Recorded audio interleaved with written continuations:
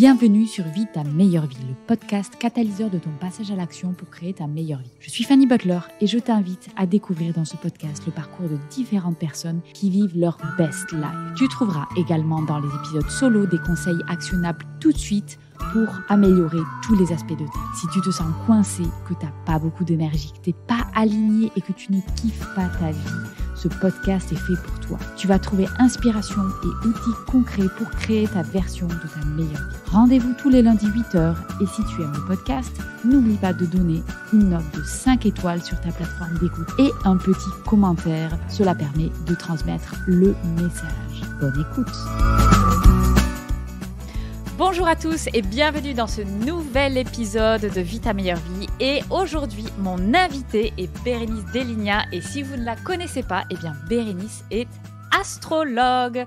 Alors moi, c'est quelque chose que je connaissais pas du tout. J'ai découvert grâce à toi, Bérénice. Et alors merci parce que j'avais beaucoup d'a priori sur ce que c'était l'astrologie. Et du coup, tu as un petit peu cassé mes croyances par rapport à ça. Alors, bienvenue Bérénice. Est-ce que, pour ceux qui ne connaissent pas le podcast, tu pourrais te présenter ?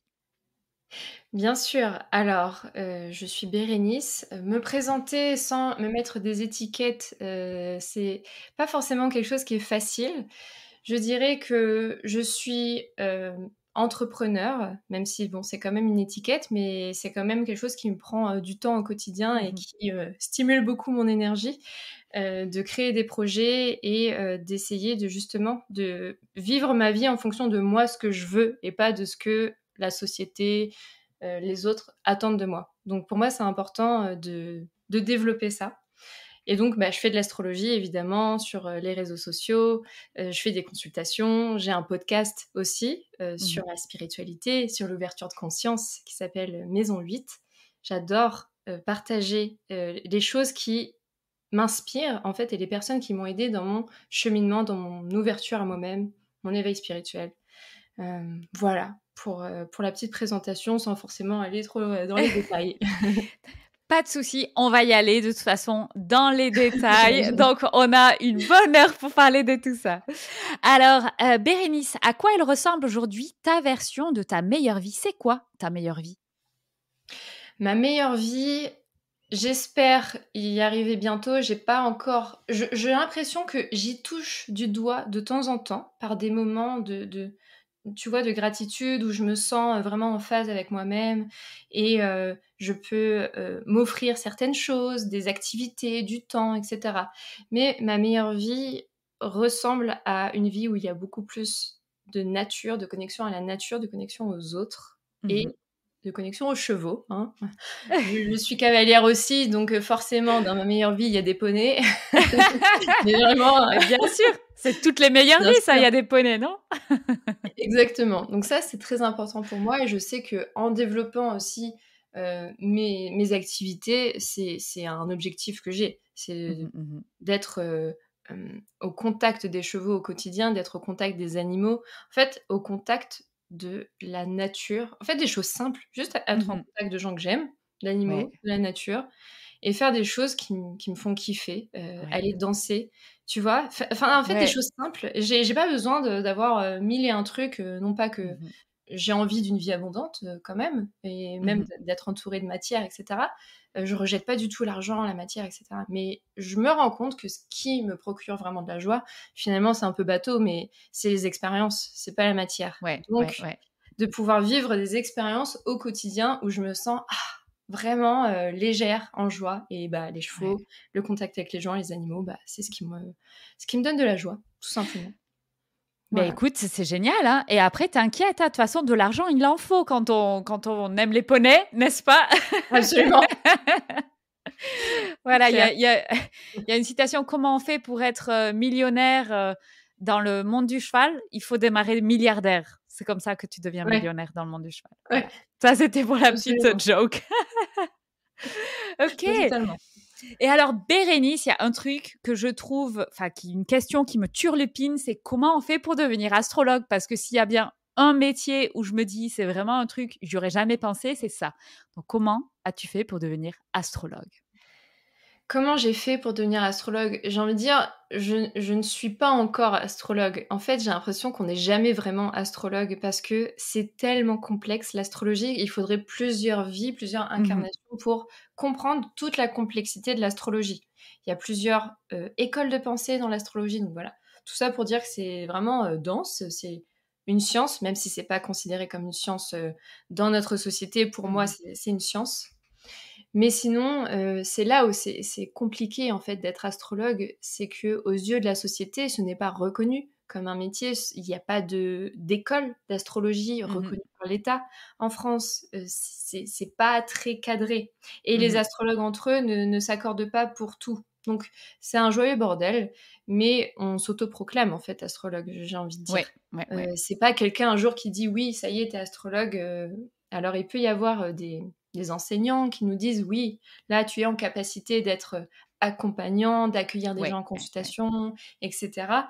Tu peux être adoubé par tes pairs, Mmh. mais Mmh. voilà, c'est pas, tangible, en fait». Mmh. Mmh. Mais sinon, bah, pour me sentir astrologue, même si, je n'ai pas forcément l'étiquette, eh bien, c'est, faire des formations pour devenir astrologue parce qu'il en OK. existe quand même beaucoup sur internet notamment. Moi, je l'ai fait, tout en ligne en fait, en suivant des vidéos et ensuite, bah, je me fais suivre par, Tristan Balguri, mon mentor en astrologie qui est connu dans le domaine et donc, lui, il m'accompagne au quotidien pour devenir une meilleure, astrologue, un meilleur accompagnant. Parce qu'il suffit pas juste d'amasser des connaissances, il Ouais. faut, bah, que ça soit utile pour la personne qu'on a en consultation. Mmh. Mmh. Mmh. Donc, voilà, je sais pas si ça répond à ta question Ouais, sur, sur absolument, le métier. absolument. Ouais. Et en fait, on va peut-être, revenir un petit peu en arrière parce que du coup, tu rêvais quoi enfant? J'imagine que tu rêvais pas d'être astrologue? Non, je rêvais pas du tout d'être astrologue. Non, non, ça m'est venu, c'est venu comme un cheveu sur la soupe, honnêtement. Non, quand j'étais petite, je rêvais, d'être éleveuse de chevaux. Ah ah. Et ou d'être vétérinaire, je savais pas trop entre les 2. Est-ce que tu J'étais, étais, complètement cette petite fille qui avait, retapissé sa chambre de posters de chevaux, juste des murs jusqu'au plafond? oui, totalement, totalement. En fait, depuis que je suis petite, je m'en souviens même pas, mais apparemment je demandais à monter à cheval, dès, voilà, dès que j'étais toute petite, dès que je savais parler. Donc non, l'astrologie, elle était pas, là au début et non, pas du tout. Mais je me suis toujours intéressée, par exemple, même petite, aux prénoms, tu vois? OK, ouais, L'importance du prénom, ouais. sur ta personnalité. Ensuite, de comprendre, bah, la place de chacun, dans le monde, pourquoi lui, il est meilleur à ça, pourquoi elle, bah, elle est pas bonne là-dedans. Enfin, Mmh voilà, mh. d'essayer de comprendre les qualités et les différences des gens. Alors, Mmh. en tant qu'enfant, hein, bien sûr, ça allait pas très loin, mais ça commençait à m'intéresser quand j'étais ado, j'adorais regarder, sur les sites d'astrologie, justement, les horoscopes, les trucs, bah, que Ouais. tout le monde connaît en fait, mais qui sont un peu pourris finalement, mais moi ça me faisait marrer. Ah bah, Dis-moi? par rapport à ça, je pense que, tu sais, on adore tous franchement, je crois enfin, tu vois, je crois pas du tout que ce soit vrai, mais on adore tous, tu vois? Tous en Ouais. rigolant comme ça là, on prenait le 20 minutes et puis on allait se lire son horoscope. Qui ne fait pas ça? Oui. Qui ne lève pas la main Oui. là? Parce que s'il y en a qui lèvent pas la main, en fait, c'est des menteurs. Ils assument pas. On a tous Mais fait ça. ouais, bah, ouais, je pense que bah, d'ailleurs, on pourra en reparler si tu veux, mais c'est pour moi, c'est ce qui fait du mal à l'astrologie Ouais. justement. Parce que Mmh tout mh. ça, c'est un tissu de conneries. Désolée si c'est pas politiquement correct, mais c'est un tissu de conneries parce que, pour avoir écouté un podcast, en plus, je crois sur France Inter, un truc comme ça, il y a OK. quelqu'un qui disait justement qu'elle écrivait dans un journal, je sais plus lequel, et elle disait: «Je ne suis pas astrologue. Juste, j'ai des petites connaissances en astrologie, mais j'écris, pour, voilà, pour OK. créer du contenu et si j'ai dit un truc négatif une semaine sur, les taureaux et bah, le la semaine d'après, je vais dire un truc positif. Donc voilà, tout ça Ah! pour dire que, c'est un peu bancal quand même, les horoscopes, féminins, mais enfin dans les magazines féminins et en fait, c'est venu à moi l'astrologie quand je suis partie en Australie Mmh mh. après, avoir fait des études, un master, en fait, j'en ai eu marre et je suis partie en Australie et donc là, j'ai commencé à m'intéresser, tout simplement à, l'ésotérisme, à l'énergétique, Mmh au, mh. je sais pas, à l'impact, de la lune sur mon cycle, de femme, sur Mmh mh. des choses, tu sais, un petit peu de sorcière, tous les rituels qui pouvaient exister, les fêtes, Mmh mh. celtiques. Toutes Mmh mh. ces choses-là commençaient vraiment à m'intéresser, comprendre aussi l'énergie des pierres, voilà, Mmh. des choses de sorcière, on va dire. Ça Ouais. commençait vraiment à m'intriguer. Je me renseignais de plus en plus là-dessus et à faire des rituels de lune, en fait. Et OK. c'est tout simplement comme ça que j'ai commencé à m'ouvrir à l'astrologie, à faire les rituels de lune et à essayer de comprendre, en fait, la lune, elle est dans un signe astrologique à chaque fois et ça va modifier des choses sur l'énergie, en fait. Je commençais à prendre conscience de ça. Et moi qui suis poisson, ça va m'impacter plus ou moins, parce que j'ai beaucoup de poissons dans mon thème. Voilà, je commençais vraiment à m'ouvrir à ça. Mmh. Et de fil en aiguille, je me suis aussi ouverte au yoga, à l'énergétique, au fait qu'il y avait une énergie universelle, en fait, Mmh mh. qui me dépassait. Mmh. Et tout simplement, je pense que j'ai dû m'ouvrir inconsciemment en faisant ça et j'ai fait aussi des soins énergétiques, beaucoup quand j'étais en Australie, de Reiki notamment. Et je pense que inconsciemment, en fait, moi, je recherchais consciemment à, soulager mes maux de tête en Mmh. faisant ça, en faisant tout ça. Mais en fait, ça m'a ouvert à autre chose dont j'avais pas encore conscience. Et l'astrologie est venue à moi. Je suis tombée sur une formation en vente et je me suis OK. dit: «Mais let's go en fait, je le fais tout OK. simplement». Et voilà. Voilà comment c'est arrivé. J'ai D'accord. foncé dedans, tête baissée. OK, et alors tu en as parlé un petit peu, mais j'aimerais bien qu'on retourne sur ton parcours. Alors tu as fait quoi comme études? Comme études, alors j'ai fait le classique, licence à l'université, éco-gestion, ensuite école de commerce en master, entrepreneuriat, management, dans l'économie sociale et solidaire. Donc D'accord, OK. alors c'est classique dans le sens éco-gestion, école de commerce, mais ensuite je me suis spécialisée, et ESS en fait. Parce que, j'avais déjà, je pense, une comment dire? Envie de contribuer à un monde meilleur. OK, donc il y a le Sortir les côté violons. social, ouais, le côté Ouais. social, éthique et le côté, nature, environnement et compagnie, quoi. Ouais, Ouais. ouais, totalement. J'étais déjà végétarienne, enfin, je suis plus végétarienne. Je me suis enlevée de cette étiquette justement, je disais au début du podcast que j'avais pas envie de me mettre trop dans des Mmh. étiquettes. Je n'ai plus cette étiquette-là, mais à l'époque, j'étais jeune et j'avais un ego, Engagée, tu sais, ouais. engagé, genre: «Je suis comme ça, je suis éthique, je suis végétarienne», à fond. Et donc je Mmh. me suis lancée dans ces études-là. D'accord, et tu t'imaginais quoi à cette époque? J'imaginais alors déjà, je ressentais que ça me faisait chier, d'être salariée. OK, Déjà, je je supportais pas, l'autorité. Je ne OK. supportais pas l'autorité, je la trouvais injuste. Je trouvais tout le temps que, enfin pas tout le temps évidemment, il y avait des profs, sympas et intelligents, mais je trouvais que la plupart du temps, c'était pas juste et que, les choses n'étaient pas suffisamment expliquées, que voilà, je trouvais Alors que attends, je là, tu disais c'était pas juste le salariat, mais en fait, tu étais aux études et tu te disais déjà: «Le salariat, ça va être horrible», c'est ça? ouais, parce qu'en fait, j'ai fait de l'alternance. J'ai fait des D'accord, stages OK. et j'ai fait de Oui. l'alternance. Voilà, donc j'étais déjà dans le j'ai mis des orteils dans l'entreprise, en fait, quand Mmh. j'étais étudiante. Donc je Et tu commençais à me dire: «Mais c'est pas ça ma vie». et tu Dis-moi? travaillais où, si c'est pas indiscret? Alors je travaillais l'entreprise n'existe plus, maintenant, donc j'ai fait mon premier stage, dans un comment dire? C'était une application pour que les femmes se rencontrent, les femmes qui se sentent seules et qui veulent faire copine-copine, qu'elles se rencontrent à Paris, D'accord, lors OK. d'événements. Et moi, j'écrivais des articles de blog pour, cette OK, entreprise. Voilà, d'accord. et ça me faisait grave, chier. J'ai je m'ennuyais total et je supportais Ouais. pas les horaires. En fait, je me disais: «Mais pourquoi ils me demandent de venir de 9h à 18h alors que clairement en 4h30, mais j'ai Tu fini as le largement travail fait. et Ouais, ouais, ouais. j'ai largement tout fait, donc pourquoi?» Ensuite, j'ai fait, un stage de 6 mois, chez Lita. C'est une entreprise de crowdfunding qui, comment dire? Qui propose à des gens d'investir leur argent Mmh mh, dans des mmh. projets à impact social, environnemental. J'ai Ouais, fait mon stage là-dedans. En soi, le pourquoi était très ouais. stimulant parce qu'il aidait des entreprises de demain à se développer, Mmh. mais le cadre, 9h-19h, Paris, métro, de devoir, être présente, de faire du présentéisme, en fait, parce Mmh. que j'avais terminé le travail et moi, ça me rendait folle de devoir rester là juste pour être Ouais. là. Mmh. Et j'ai beaucoup ressenti ça dans mon parcours. Alors j'ai jamais eu de CDI, de Mmh. CDD, j'ai jamais été employée, c'est toujours été stage ou comment dire? Alternance. Donc Mmh mh. après c'est peut-être aussi parce que j'étais qu'une stagiaire ou qu'une alternante qu'on me donnait pas, grand-chose à faire. Mais voilà, ça commençait déjà à me je me disais: «Mais à peine je commence, la vie, Ouais, c'est déjà lourd, c'est déjà chiant et je vais pas pouvoir vivre comme ça, en fait». Et donc je suis partie en ouais. Australie. J'avais besoin de D'accord. respirer. Donc ce voyage, ça a été vraiment, un moyen pour toi de faire une grosse coupure et une grosse remise en question et tu es partie et en fait, tu es partie pour faire quoi? C'était quoi ton plan? Alors, ça va paraître fou pour certaines personnes, mais je n'avais aucun plan. Aucun. Génial, j'adore. Je je savais même pas où j'allais dormir.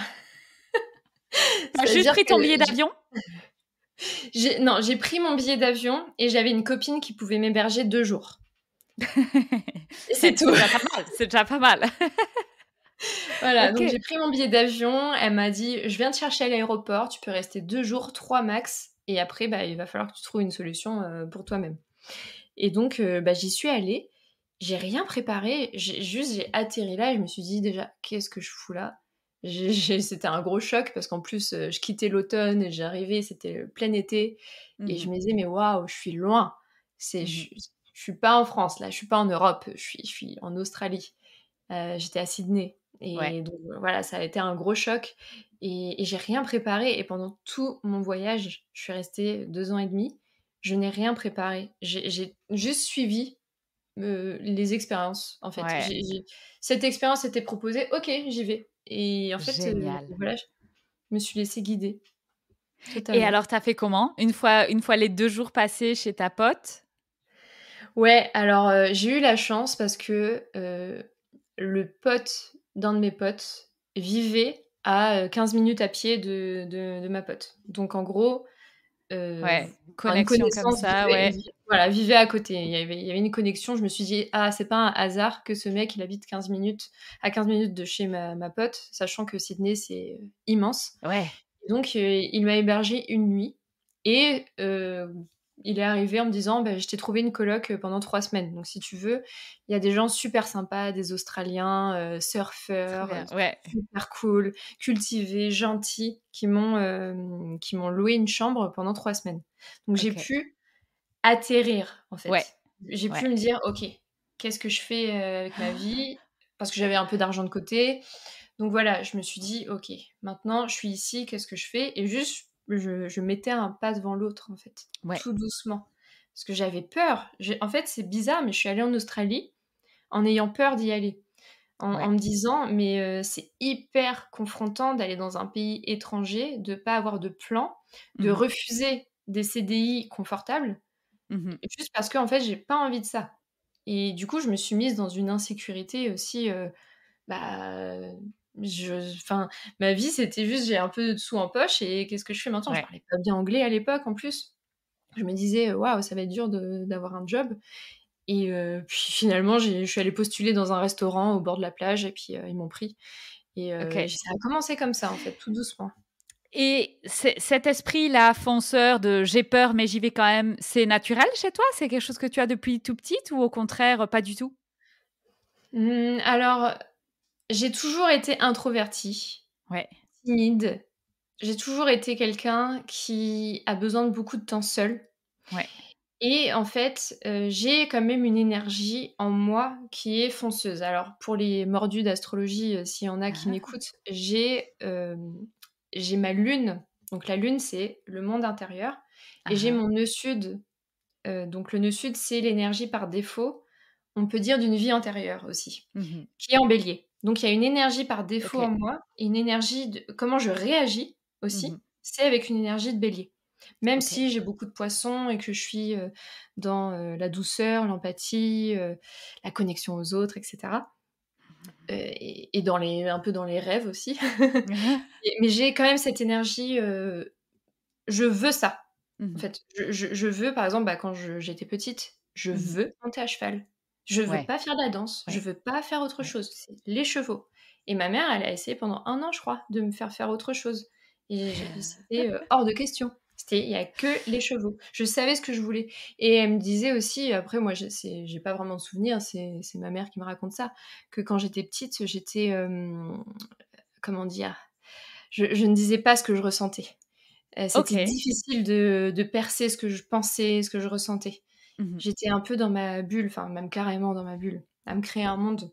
Ça dépend pourquoi, mais en fait, il y a eu je pense qu'il y a eu aussi des moments de ma vie où juste j'ai suivi cette petite voix, écouté cette Ouais, petite voix qui me dit: «Allez, vas-y». Ou tu OK. sais, commencer à écouter les synchronicités. Je commence à réfléchir à l'Australie et là, je rencontre une nana qui, rentre d'Australie et qui me parle de son voyage. Ensuite, Ouais. 3 semaines après, je rencontre une fille qui, sa meilleure pote est allée en Australie et qui me dit: «Mais tu veux aller en Australie?» alors que je lui avais pas du tout dit et elle me dit: Ouais. «Mais, vas-y, fonce». Et donc OK. je me suis dit: «OK, il y a un truc». Je fais confiance, en fait. Mmh.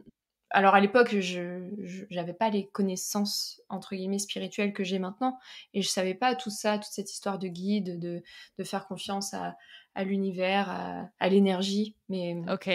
j'ai fait confiance. Voilà. OK. Et là, en Oui, fait, ton but, c'était juste de te dire: «OK, on va vivre une expérience, on va voir là où ça nous mène et let's go, quoi». exactement. Ouais, OK. ouais Et qu'est-ce qui se passe et du après coup alors? Parce mmh, que du coup, mmh, tu vois, tu peux dire: «OK, ce genre de oui, truc, ça dure, allez oui, quoi, 6 mois, 1 an grand ouais. max», mais tu y es resté 2 ans et demi. Oui, ouais, 2 ans et demi. En fait, alors ça, c'était en 2019. Ouais, Donc 2019, on sait tous n'est-ce ce qui s'est passé en pas? 2020 et comme je te le disais, je commençais à m'intéresser à l'énergie, Ouais. m'intéresser aux choses de sorcières, toutes ces choses-là, Mmh. tu vois? Aux cristaux et cetera, aux rituels et il y a eu un soir, je me suis vraiment intéressée à l'énergie entre les mains, au magnétisme. Alors, je sais pas si c'est un lien avec ce que je m'apprête à te raconter, mais je pense que oui, et j'ose imaginer que oui. Parce que ce soir-là, je me suis intéressée à tout ça, je me suis vraiment concentrée sur moi, mon cœur et mon énergie. J'ai fait un rêve d'une puissance incroyable ce soir-là, OK. où il y avait une de mes amies qui venait dans mon rêve, qui était une sorcière justement dans mon rêve, et qui me disait, en me pointant du doigt: «Il faut que tu partes de Sydney. Il y a un grand malheur va s'abattre sur toi si tu restes à Sydney». La Donc prophétie! la prophétie. Le matin, je me réveille, et on était au mois de février ou au mois de mars, je sais plus exactement. Fin février ou début mars. Je OK. me réveille, je raconte à mon copain. Je lui dis: «Écoute, j'ai fait ce rêve, il faut qu'on parte de Sydney. De toute façon, j'avais déjà envie de partir, je voulais aller en Tasmanie, donc l'île au sud de l'Australie Mmh. et je lui dis: «Bah, en fait, je vais donner ma démission, on prend nos billets pour aller en Tasmanie et on se casse. On rend notre appartement, on s'en va». Je sens que ce rêve, il était puissant. Mmh. Donc lui, il me dit: «OK», de toute façon, il n'était pas très attaché à Sydney non plus et on prend la voiture, donc je sais pas, il se passe peut-être une semaine le temps qu'on rende l'appart, les clés, Mmh. que je dise au revoir à mon taf, que je les prévienne un minimum, 1 semaine en avance quand même. Donc J'adore. voilà et Une on semaine, ça paraît très rapide, mais je pense que pour ce genre de enfin, pour l'Australie, ouais, c'est juste normal, quoi, ce genre de truc. oui, oui, oui, Mmh. je leur ai dit, ils ont dit: «Ça va si je pars dans 1 semaine?» Ils ont dit: «Oui, oui, pas de problème», sinon je pouvais rester un peu plus, mais ils m'ont dit: «OK». C'était une usine, hein, le restaurant dans lequel je travaillais, c'était immense et donc là, on va dans le sud et on prend le bateau pour, la Tasmanie. On arrive en Tasmanie, je crois que c'était le 15 mars et Mmh mh. donc là, lockdown, Mmh. confinement et en fait, je me suis dit: «Waouh!» En fait, si j'ai des frissons encore à en parler. Si j'étais restée en Australie à Sydney, je veux dire, Mmh. alors qu'il y avait le confinement, j'aurais perdu tout mon argent de côté et j'aurais dû rentrer. Parce qu'il y Mmh. avait plus de job. J'aurais pas pu payer mon appartement. Mmh. Et tout était confiné, tous les restaurants étaient confinés. Donc moi, la petite Française qui parle pas très bien anglais, j'aurais Mmh. pas trouvé un emploi puisque même les Australiens galéraient Mmh. à, dans cette situation, en fait. Et Mmh. là, je me suis dit: «Waouh, il y a quelque chose de puissant quand même». J'ai eu une aide du divin et en Mmh. fait, on est restés en Tasmanie et là, une nouvelle aventure a commencé Mmh. et ça a pas été la période la plus facile parce qu'on était au mois de mars, donc c'était l'automne, Mmh. de l'autre côté de la planète et on a été dans des conditions assez difficiles et là, je me suis dit: «Waouh, c'est vraiment un choix que de rester en Australie» parce que si je rentre, en France, j'ai mon petit confort, Papa, maman peuvent m'accueillir un petit peu et puis j'aurais pu me trouver un emploi assez facilement. Ça faisait que 6 mois que j'avais eu mon master. Voilà, je me disais, si j'avais envie de confort, j'aurais pu rentrer. Mais j'ai pas voulu. J'ai vécu dans des conditions difficiles, dans une espèce de... Comment dire, un espèce d'abri, un ancien abri à moutons qu'ils avaient remis sous forme de chambre très rustique, perdu au milieu des chevaux. Donc il y avait une quarantaine de chevaux dans cet endroit. Et je faisais du apple picking, donc de la cueillette de pommes, pour vraiment survivre, pour me payer à manger, le loyer et basta.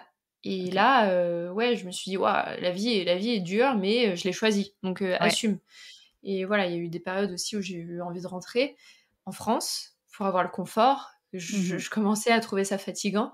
Mais non, on est reparti. On est allé faire une expérience dans une écurie de dressage. Donc en fait, avec le recul, je me dis, l'Australie était aussi là pour que je me reconnecte aux chevaux. Parce que pendant mes études, j'ai pas du tout fait d'équitation. J'ai fait une balade sur la plage l'été, en vacances, mais je faisais pas du tout d'équitation.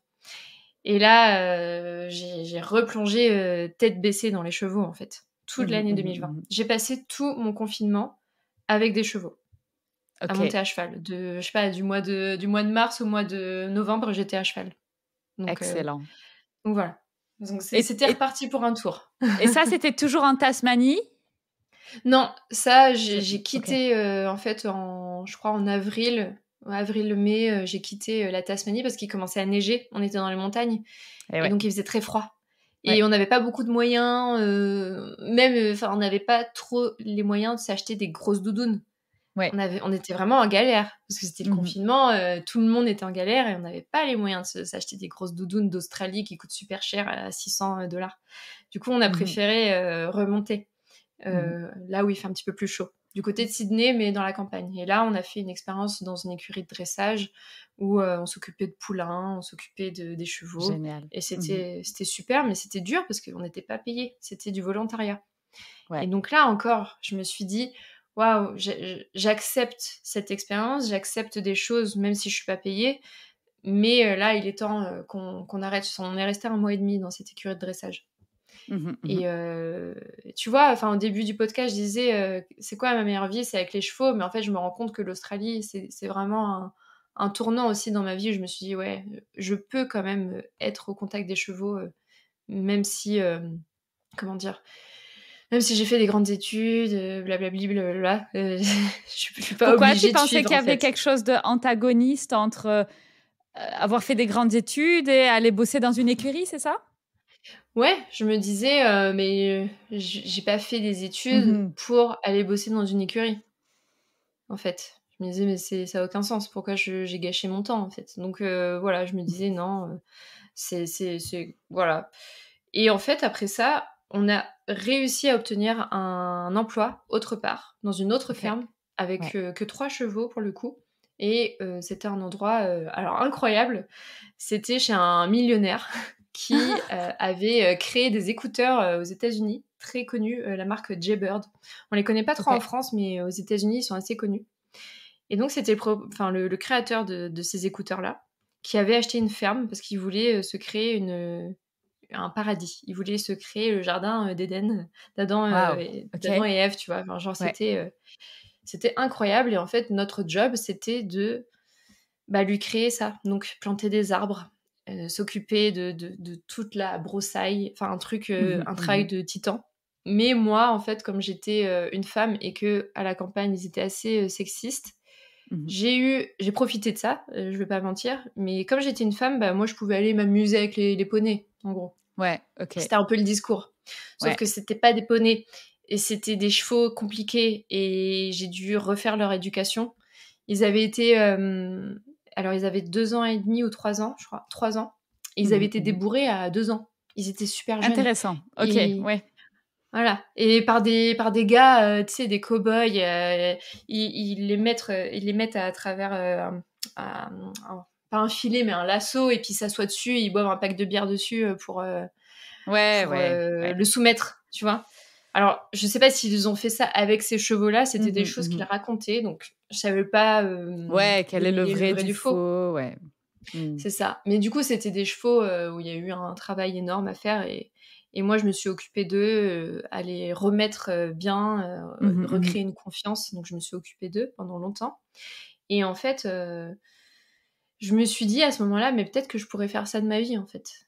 Commencer à travailler avec les chevaux. Parce que ça faisait quand même Mmh. 5 ans que j'avais presque pas touché un cheval et Mmh. là, j'arrive dans cette écurie et je vois que j'arrive à débourrer une jument. Je veux dire les cow-boys, on va les appeler comme Mmh. ça, ils arrivaient pas à, «la dompter» entre guillemets. Ils Ouais. arrivaient pas à en faire quelque chose. Mmh. Et moi, j'ai fait ce travail avec elle, en fait, à l'intuition. J'avais Mmh mh, pas, mmh toutes les mh. connaissances de comment débourrer un cheval, quels sont les comportements adoptés face à un cheval qui tape, qui mord, qui se cabre, et cetera. J'ai juste fait au feeling et en fait, et c'est là, je dirais, le lien avec l'énergie, tu vois? Mmh. Avec, Mmh. faire confiance à l'intuition, la petite voix Mmh. et quand on fait les choses, avec le cœur et ben, ç ç ça, ça se dénoue d'une bonne façon, en Mmh fait, mh, mmh mh. je pense. Et donc le travail que j'ai fait avec, ces chevaux et une jument en particulier a été, transformateur même pour moi, pour, asseoir ma posture de, Mmh.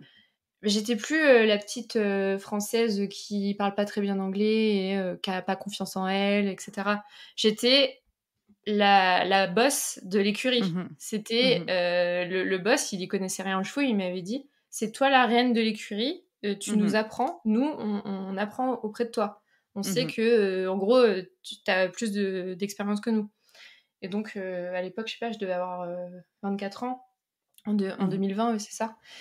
Et là, j'ai vraiment, senti que j'avais du leadership en moi et que je pouvais Mmh. faire des choses. J'étais pas juste à suivre et à pas savoir quoi faire. Même si en soi, il faut quand même un peu de leadership pour se dire, «Je me casse en Australie, Ouais. et voilà, je sais pas quoi faire», mais voilà.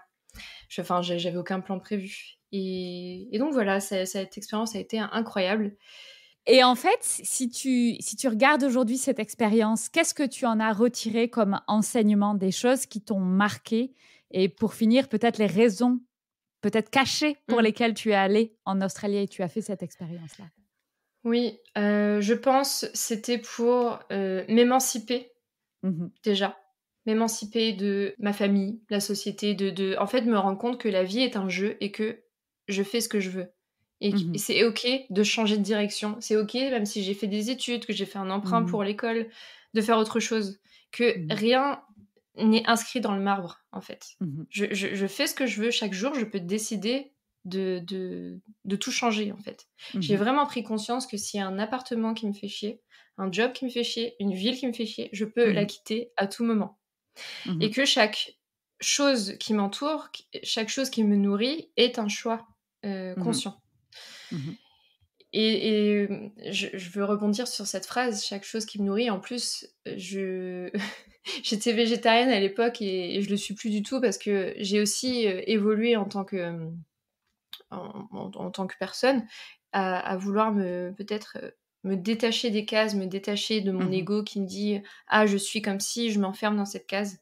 Donc j'ai aussi changé ça et il y a eu beaucoup de remises en question, hein, évidemment pendant l'Australie parce qu'après je suis restée, encore 1 an, je suis rentrée en Mmh. 2022. Mais ouais, je dirais que c'est ça. Je dirais qu'en fait, le on est libre et que les chevaux sont des grands enseignants sur la liberté. Ils ont beaucoup de Mmh. force et qu'ils sont notre miroir aussi. OK. Comme chaque personne dans notre vie est un miroir, mais les chevaux sont des Mmh. magnifiques miroirs et ils nous poussent, dans nos retranchements, en fait. Mmh. Mmh. Et ça, j'adore. Et il faut toujours garder ça en tête, je pense. Et qu'est-ce que tu te disais Mmh. pendant les moments difficiles? Parce que là, on va forcément se focaliser sur les enseignements, la richesse, c'était génial. Mais tu l'as un petit peu évoqué, il y a quand même eu des moments hyper difficiles, que ce soit au niveau du confort, mais je suis sûre aussi, au niveau mental. Enfin, tu es dans un pays, qui tu connais pas la langue, c'est une autre culture, c'est fatigant, c'est usant, tu en as marre. Il y a le Ouais. Covid, en plus, qui était quand Oui, même, bah oui. un truc qui a fait peur au niveau mondial, de ouf, quoi. Donc, comment tu as fait, toi, dans les moments difficiles pour te dire: «Non, mais en fait, je continue»? Alors, j'ai fait toute cette expérience, sauf le premier mois où j'étais seule, mais sinon tout le reste, j'étais avec mon chéri. Donc Mmh. déjà, lui, il avait une confiance en la vie, folle et en fait, il me disait toujours: «Ça va aller, on va y arriver, on va dépasser Mmh. ça». Donc déjà, il était d'un gros soutien et à la fois, je me disais: «Mais j'ai pas envie de rentrer en France». Même si c'est Mmh. difficile, même si je Mmh. galère à joindre les 2 bouts, même si, ma famille me manque ou, la culture française me manque et cetera. Je Mmh. me suis dit: «Non, en fait, tant que j'ai pas la réponse à qu'est-ce que je fais de ma vie, je reste en Australie». Donc OK, en fait, c'était plus fort que, le confort. Me dire: «J'ai ouais. besoin de trouver un pourquoi à une compréhension à mon existence. Qu'est-ce que je fais ici?» Et voilà, ça me faisait tenir. Tant que j'avais pas trouvé OK. ça, qu'est-ce que je voulais faire de ma vie, j'allais pas rentrer. Je préférais m'occuper de chevaux en Mmh. Australie, parce que c'est quand même un cadre magnifique, l'Australie, Mmh. et tu es bien payé et tu n'as pas besoin de diplôme pour travailler dans les écuries et être entraîneur de chevaux. Donc je pouvais très bien passer ma vie à monter à cheval et débourrer des chevaux, tous les jours, Mmh. sans diplôme. Je me disais: «Bah ça, c'est beaucoup mieux que rentrer en France et avoir un CDI plan-plan, Mmh. qui ne me va pas, en fait». Donc je me OK. suis dit: «Tant que tu n'as pas trouvé quelque chose, tu restes et quitte à faire ta vie avec les chevaux, tant pis». Voilà. Ça a Et du été, coup, tu es en vraiment ça. France aujourd'hui, donc ça veut dire que tu es Oui, rentrée. Donc est-ce que tu as donc je trouvé suis la rentrée. réponse à cette question? Oui! Enfin, je crois, j'espère que j'ai trouvé cette réponse. Donc comme je le disais, il y a eu l'astrologie qui est venue à moi, une formation d'astrologue, qui est venue à moi à la fin de l'Australie, fin 2021. Mmh. Et ça faisait déjà un moment que je m'y intéressais, mais voilà, là, je me suis vraiment formée et en fait, je le faisais, juste, par curiosité et Mmh. ma sœur, qui était, à l'époque entrepreneur, que tu connais, Camille Qui est et passée sur ce donc podcast, qui est d'ailleurs. passée sur ce podcast en plus. Mmh. N'hésitez pas à aller écouter l'épisode, avec Voilà, Camille. avec Camille Hem, Desligna. Je vais avoir toute la famille ouais, Desligna, sur le c'est podcast. ça, Que des entrepreneurs absolument. avec des trajectoires incroyables. Ouais, c'est clair. Et enfin, pour Camille, ouais, j'ai une vie de ouf. Mais en fait, Camille elle qui a une énergie de bélier, pour le coup, très Mmh. entrepreneur, fonceuse, m'a dit: «Mais meuf, tu crées un business, en fait. Tu crées un compte Instagram et tu commences Mmh. à parler de ça, à parler de l'astrologie». Et dans ma tête, ça a fait des étincelles. Je me suis dit: «Mais comment ça, je peux en faire un métier?» Mais ça me paraissait fou. Et en Mmh. fait, en prenant du recul sur moi, quand j'essayais de comprendre, quelles étaient mes qualités, qu'est-ce que je pouvais bien faire de ma vie, les qualités qui revenaient, c'était l'écoute. Quand je demandais à mes proches: «C'est Mmh. quoi, les qualités, qui te viennent quand tu penses à moi?» C'était l'écoute active, Mmh. Mmh. que quand on est avec moi, les gens, bah, se sentent en sécurité, peuvent s'ouvrir, Mmh. se confier. Mmh. Mmh. Je me suis dit: «Mais super, qu'est-ce que je vais faire avec ça?» Ah! Qu'est-ce que je vais faire avec, ça? Il y a pas de métier pour ça. Surtout pas avec mes études. Je me disais: «Mais ça va jamais marcher» et en fait, je me suis dit: «Mais avec l'astrologie, si, totalement, je peux utiliser ces qualités-là, en Mmh. consultation, par Mmh. exemple». Mmh. Et donc voilà, je t'avoue que la première année, ça a été très difficile parce que, je me suis cherchée pendant longtemps. Mmh. Je commence à savoir ce que je veux vraiment faire avec tout ça. Ça Mmh. ça commence à prendre forme, même si je Mmh. pense qu'il y aura encore des changements. Mais en fait, je me suis rendu compte de ce que je voulais faire et là, pour le coup, donc on est, en 2023 déjà et N'est-ce là, pas? ça Mmh. je dirais que c'est depuis le mois de depuis quelques mois, avril, mai, juin, que je commence vraiment à savoir ce que je veux faire avec mon entreprise. OK. Donc voilà. Et pour l'instant, bah, je suis en France, mais avec mon chéri, on a envie d'aller en Suisse. Donc on va voir ce qu'on fait, mais D'accord, mais voilà, peut-être voilà. encore bouger. Et Ouais, alors, du coup, en fait, j'ai une question très pragmatique, c'est quand tu es ouais, revenue d'Australie, donc tu avais le bagage astrologue, tu t'es directement ouais. installée et ça a directement marché ou comment tu as fonctionné au début, bah, pour pouvoir vivre tout simplement? Ouais, alors, ma sœur m'a accueillie chez elle parce qu'en fait, mon copain est resté en Australie. Du OK. coup, et alors il est revenu en France depuis, on est toujours ensemble, mais Ouais. pendant un temps, il est resté Il est resté en OK. Australie. Donc j'étais seule, donc je suis allée chez ma sœur, OK. Camille. Elle m'a accueillie parce qu'elle aussi, elle était à son compte, elle faisait, Ouais. voilà, elle était tout le temps chez elle, donc je me suis dit: «Bah, trop cool, on va pouvoir passer enfin du temps ensemble». Ça fait 10 ans qu'on se voit pas, parce qu'elle a Mmh vécu mh. à l'étranger, elle est allée à Singapour, New York et cetera. On se voyait 3 jours, tous les 3 ans. Ouais. Du coup, là, on a profité de ce moment pour vivre ensemble et en fait, bah, concrètement, j'avais, le chômage de mon alternance que j'avais pas touché OK. pendant que j'étais en Ouais. Australie. Ouais. Donc j'ai récupéré ça. J'avais un peu d'argent de côté et c'est vrai qu'au début, bah, c'était pas, ça volait pas haut, Mmh l'argent. mh. J'étais un peu en galère financière Mmh. et là, ça commence en fait, comme je commence à savoir ce que je veux, bah, ça Mmh. commence à prendre en chiffre d'affaires. Même si c'est pas encore, extraordinaire, Mmh. mais je sens qu'il y a une énergie, constante qui commence à être là, tu vois? Ouais. OK. Donc là, ça va faire 1 an et demi que j'ai commencé et ça commence à peine pour moi à ressembler à quelque chose financièrement, Ouais. tu vois? Ouais, ouais, ouais, ouais. Donc c'est pas, toujours facile et tous Mmh. les coachs qui disent, «En 3 mois, tu peux gagner 10 000», c'est des conneries. Ouais, Voilà. absolument. Donc voilà. Pour la question Mmh. très terre à terre. Ouais, ouais, ouais, ouais. Mmh. Et alors écoute, j'ai une autre question, c'est quelle est ta relation au doute? Comment tu fais? Parce que j'imagine que pendant ces 1 an et demi, justement, on est quand même à l'ère du, si tu as pas fait décoller ton business en 3 mois, tu as raté ta vie, tu vois? Mmh. Donc j'imagine que du doute, tu en as. Ça fait Oh là! partie de l'aventure entrepreneuriale et de l'aventure de la vie, hein, de tout simplement. Oui. Comment tu fais, toi, quand tu as un doute pour, continuer ou te dire: «Ben, en fait, c'est pas la direction que j'ai envie de prendre, je vais à côté»? Comment tu fais? Mmh. Alors, c'est pas une question, enfin, la question est simple à comprendre, mais elle est pas simple Ouais. à répondre.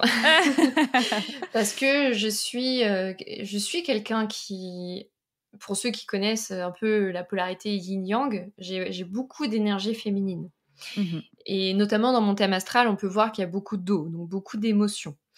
Alors l'énergie féminine a du mal à trancher justement, parce que Mmh mh. c'est l'énergie masculine qui nous dit: «Non, c'est ça». Mmh. Donc voilà, déjà, c'est pas naturel chez moi, c'est vraiment, quelque chose qu'il faut que je muscle, qu'il faut que je pratique, la prise de décision et ensuite le doute, déjà il est normal, c'est normal de douter, c'est sain, je pense, tant qu'on se met pas en danger Mmh. financier, en danger de survie, enfin en danger de mort, eh bien, je pense que ça va. Il Mmh. faut que dans la balance, on ait plus d'énergie qu'on en donne, tu Mmh vois? mh. Mmh.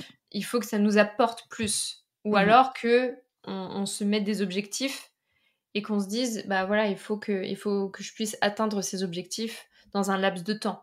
Parce que Mmh. sinon on se perd, en fait. Mmh.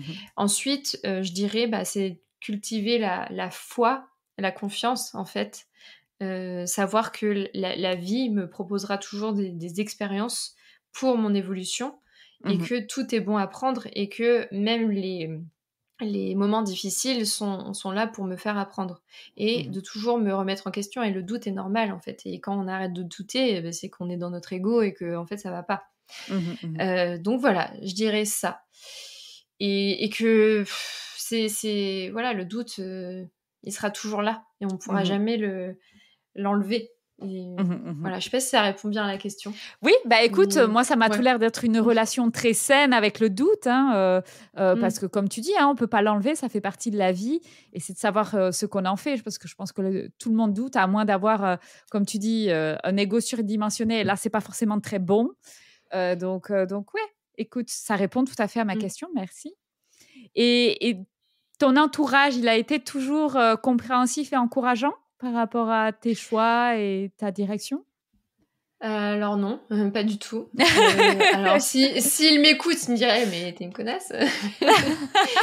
Mais en vrai, ma famille déjà a eu du mal, bah, pour l'Australie parce Ouais. que: «Comment ça, tu as fait 5 ans d'études?» En plus, j'ai eu, 15 à mon master, j'ai eu 17 à ma soutenance, enfin genre Tu j'étais la étais bonne une élève. bonne élève Voilà. et tu as osé! Tiens, est-ce que tu n'aurais pas le petit syndrome de la bonne élève, Bérénice? Si, ah bah totalement.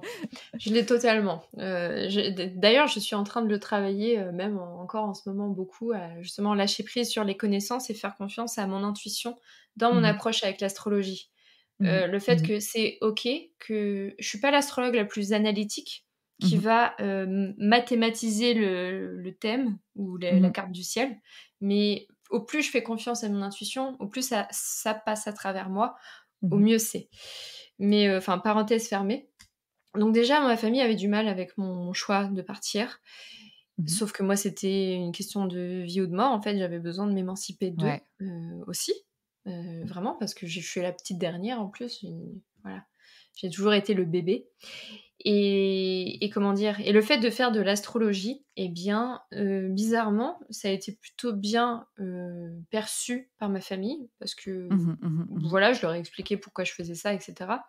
Ce qui a été difficile à comprendre, c'est pourquoi, tu n'as pas un job à côté pour te sécuriser. Ouais. Pourquoi tu te prends pas en charge? Pourquoi tu vis chez ta sœur? Pourquoi tu prends pas un appartement et cetera?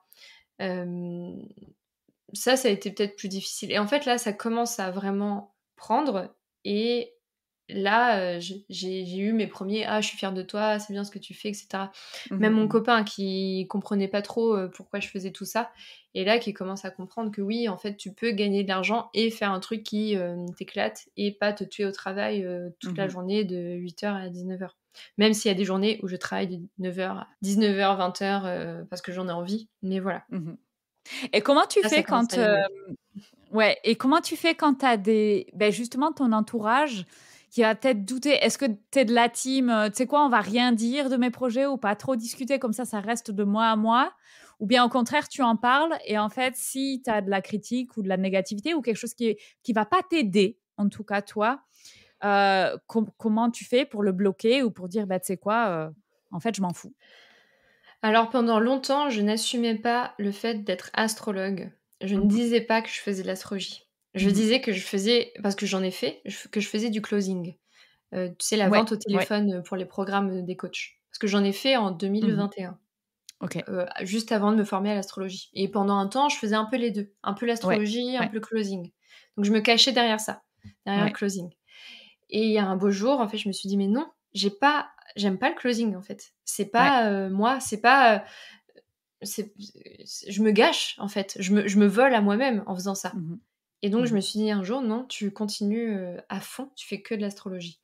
Et Mmh. là, ça a été difficile parce que je pouvais plus me cacher derrière, l'étiquette, Mmh. de la vente au téléphone, qui Mmh. reste assez terre à terre et compréhensible par la Ouais, part des ouais, gens. ouais. Je veux dire aux yeux des gens. Et là, j'ai vraiment, commencé à, même quand je croisais des gens dans la rue qui, je sais pas, du quartier, qui connaissent, ma famille ou quoi, à dire: «Tu fais quoi toi la petite, Ouais, qu'est-ce que tu fais?» «Bah, je suis astrologue». Dans la tête des ouais, gens, c'est ouais. waouh, c'est OK, c'est la première personne que je rencontre de ma vie, qui fait ça, c'est Ah! incroyable. Alors il y a des gens, ils y croient pas et je m'en fiche, je suis pas du tout là pour les convaincre. Mais Mmh mh. depuis que j'arrive à dire que je suis astrologue, et bien en fait, je veux plus me cacher de ce que je fais. Je suis fière de Mmh ce mh. que je fais. Mmh. Je suis convaincue de Ouais, l'impact que ça a sur les gens. Il y a juste à voir les messages que je reçois tous les jours. Enfin, c'est ouais. juste, fou, et en fait, j'ai plus envie de me diminuer. Mmh mh. Voilà. Mmh mh. Mmh. Donc j'assume pleinement et tant pis si ça plaît pas. Voilà. Génial, j'adore. Et alors Bérénice, on a regardé tout ce qui était en arrière dans ton histoire et maintenant si on regarde Ouais. devant, quelles seraient les choses qui te manquent pour vivre ta meilleure vie? Alors pour vivre ma meilleure vie, en plus c'est drôle que tu me poses cette question parce que j'en parlais justement à une consoeur, enfin une amie, entrepreneur. Je lui disais que mon rêve, ça serait juste d'être, podcasteuse et d'être sur TikTok. Et bon, ce que je fais, que ce soit du bonus. OK, OK, Voilà. OK. En fait, j'adorerais, parce que j'ai mon podcast est sur YouTube, Mmh mh. j'adorerais que ma chaîne YouTube explose et Mmh mh. de pouvoir, vivre de ça et de OK. TikTok. Parce que les 2 plateformes te rémunèrent quand, tu as beaucoup Mmh de mh. vues, beaucoup d'abonnés. Ça serait vraiment l'objectif pour moi, c'est vraiment de développer mes réseaux sociaux, mais en fait le format vidéo. Et OK. depuis quelque temps, je me suis vraiment détachée d'Instagram parce que j'avais je l'ai encore un peu, la croyance limitante que on peut pas se développer en tant qu'entrepreneur si on n'est pas régulier sur Instagram. Mmh mh. Et Mmh en mh. fait, Instagram me plombe. J'aime pas Instagram. Pour moi, c'est beaucoup de lourdeur. OK. Alors que le contenu vidéo, le contenu, podcast, j'adore. Et j'ai envie de développer ça à fond. Et développer, en plus de ce que je fais, en fait, TikTok, pour comprendre, c'est vraiment astrologie. Parce que le YouTube podcast, c'est j'invite des gens sur leur spiritualité, je les questionne. Ça va être des médiums, des énergéticiens, voilà, des gens dans le domaine que je vais questionner sur les pratiques. Et sur TikTok, par contre, je fais vraiment pure astrologie. Donc, je vais regarder le ciel et expliquer qu'est-ce qui se passe en ce moment. Tu vois ?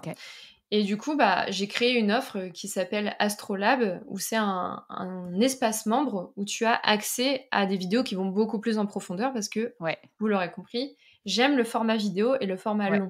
J'aime qu'on puisse rentrer en contact plus en profondeur, en fait. Et avec une meilleure qualité de vidéo aussi, comme si on était dans la même pièce. Et donc, j'ai créé ça pour que les personnes commencent à utiliser l'astrologie comme un outil de développement personnel. Que ce soit pas juste pour satisfaire son ego et dire « Ah, je suis comme ça, je me mets dans des cases », mais que ce soit vraiment un outil au quotidien. Donc, j'ai créé cette offre, mais c'est vrai qu'elle m'éclate, j'adore.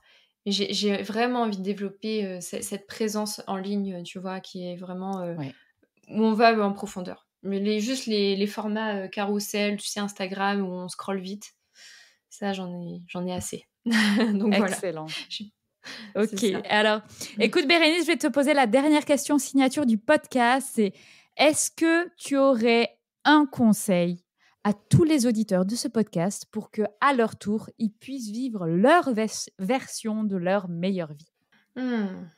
Un conseil, ce serait d'écouter, alors je sais que ça peut paraître cliché, mais vraiment d'écouter son cœur, de laisser le mental, l'ego qui nous contrôle, mais qui ne sait pas, qui est tout petit, qui sait rien de notre vie, des choses qui peuvent vraiment nous permettre de nous épanouir.